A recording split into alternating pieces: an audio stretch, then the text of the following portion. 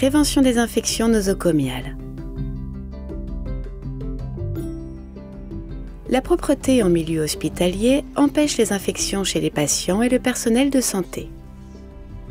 Afin de vous protéger et de protéger les patients des germes nuisibles, suivez toutes les pratiques de prévention des infections.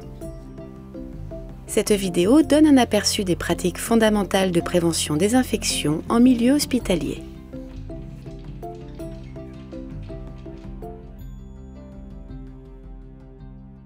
Se laver les mains est le moyen le plus efficace pour prévenir les infections. Utilisez systématiquement un produit nettoyant à base d'alcool, sauf si vos mains sont visiblement sales. Utilisez la même méthode que pour le lavage des mains pendant 20 à 30 secondes. Si vos mains sont visiblement sales, ou après être allé aux toilettes, lavez-vous les mains à l'eau courante et au savon pendant 40 à 60 secondes. Frottez vos mains l'une contre l'autre pour couvrir toutes les surfaces. Frottez paume contre paume. Puis entrelacez vos doigts dans tous les sens. Frottez le dos des doigts contre les paumes. Frottez les pouces. Et frottez les doigts contre les paumes. Enfin, rincez à l'eau courante propre.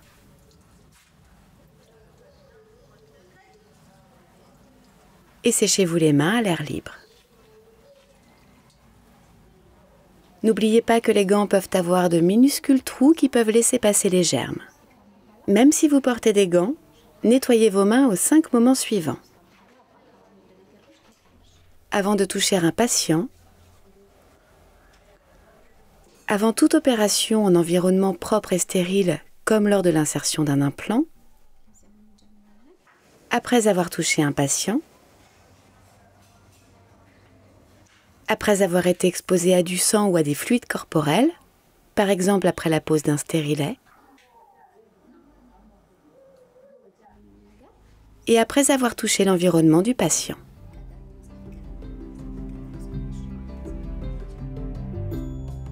Enfilez des gants stériles correctement. Tout d'abord, ouvrez le paquet stérile en prenant soin de ne pas toucher les gants avec vos mains. Avec votre main non dominante, au niveau du poignet, prenez le bord intérieur du gant de votre main dominante. Ne touchez que l'intérieur du gant au niveau du poignet.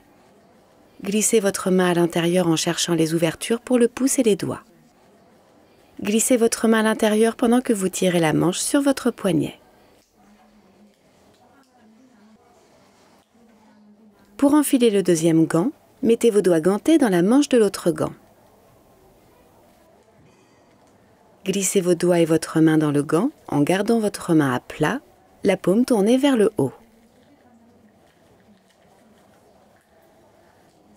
Une fois que les deux gants sont en place, il faut les ajuster. Pour retirer les gants, saisissez l'extérieur d'un gant avec l'autre main et retirez-le lentement en le repliant sur lui-même.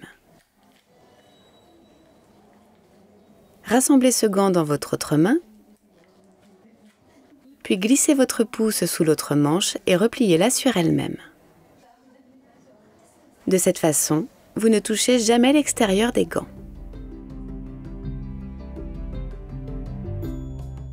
Protégez la patiente.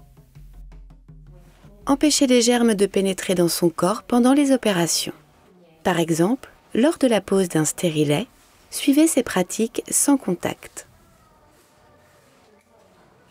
Tout d'abord, assurez-vous que tous les instruments ou dispositifs qui entrent dans l'utérus de la patiente sont hautement stériles ou désinfectés.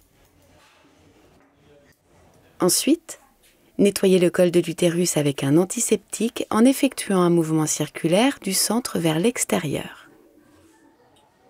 Utilisez un écouvillon différent à chaque fois.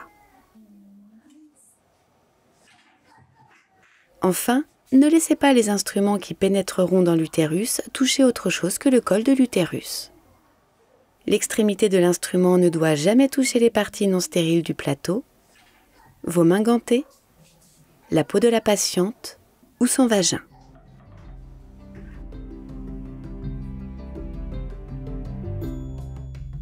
Protégez-vous de tout contact avec le sang, les fluides corporels ou les produits chimiques.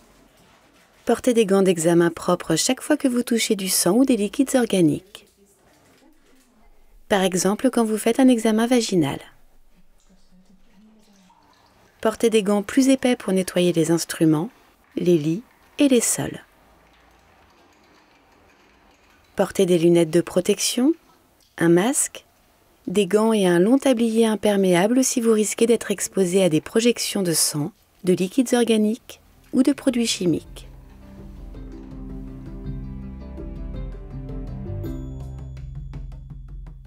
Nettoyez l'environnement médical. Utilisez une solution chlorée pour nettoyer les surfaces après chaque patient. Utilisez de l'eau savonneuse pour nettoyer les sols à la fin de la journée, ou si besoin, s'ils sont souillés. Lavez les draps souillés avec de l'eau et du savon. Rincez-les et suspendez-les au soleil jusqu'à ce qu'ils soient complètement secs.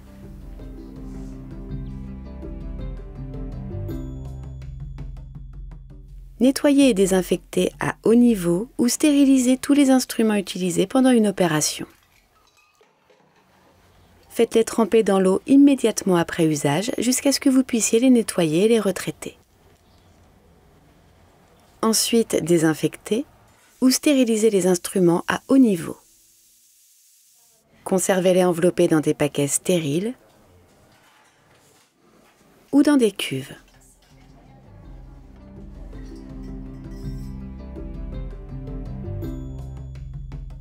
Éliminez précautionneusement les déchets. Tout objet pointu, comme une aiguille déjà utilisée, est contaminé par des germes et peut facilement transmettre une infection à d'autres personnes à travers une piqûre. Après utilisation, déposez-les directement dans un récipient résistant à la perforation. Brûlez les conteneurs d'objets tranchants, ainsi que tous les déchets infectieux dans un incinérateur à haute température.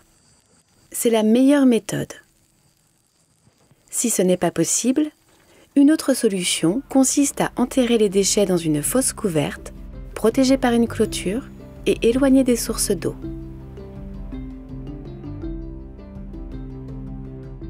Souvenez-vous, des mains propres préviennent les infections. Protégez-vous avec des gants, des vêtements de protection et en suivant précautionneusement les pratiques de nettoyage et d'élimination des déchets. Protégez votre patiente en gardant les mains et les surfaces propres et en traitant à nouveau les instruments.